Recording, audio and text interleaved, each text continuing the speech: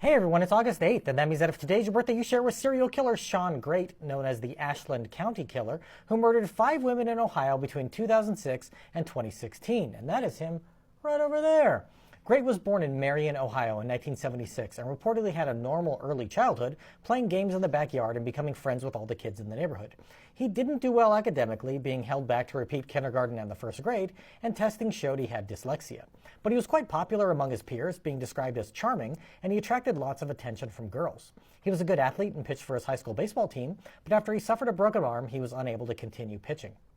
His parents divorced when he was just 6, and when he was 11, his mother left the area to move in with a man in Kentucky, while Grate remained home with his father. Grate resented his mother leaving, harboring fantasies of killing her even as a child, and would often spend days at a time on the couch before returning to normal. He had a child himself when he was just 18 and still in high school, and was arrested when he choked the mother in 1994. 2 years later, he committed a felony burglary and ended up in prison, being released in late 1997.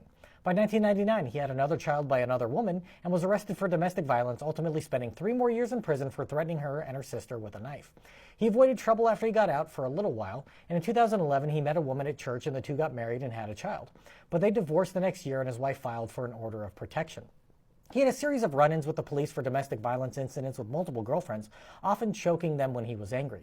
In 2016, a 911 call was placed by a woman who told him that she had been kidnapped and was tied up just a few feet away from her abductor, who was asleep. She was able to tell him that the house was near a laundromat, and the dispatcher helped her plot an escape. But she knocked over a taser, and Grate awoke. It was now a race to find her before anything worse could happen. Luckily, he was still tired and went back to sleep, and the girl was able to get back on the phone, and the police arrived after a few minutes. Upon entering the house, they were greeted with not just a living victim, but the bodies of 2 women who had been strangled to death. When questioned, Grate admitted to 3 additional murders, leading the authorities to 1 body in a burned-out building. He had been strangling women for things as minor as one stealing $4 from him, with at least 5 victims starting in 2006. Grate was tried and convicted of 5 murders, being sentenced to death row in 2018. His sentence has been upheld by Ohio's court system through multiple appeals, and he has a scheduled execution date in 2025. Grate's mother has been quoted as saying, "Yes, he's good-looking, but the devil's good-looking too." And his story has been featured on the Oxygen TV series Living with a Serial Killer.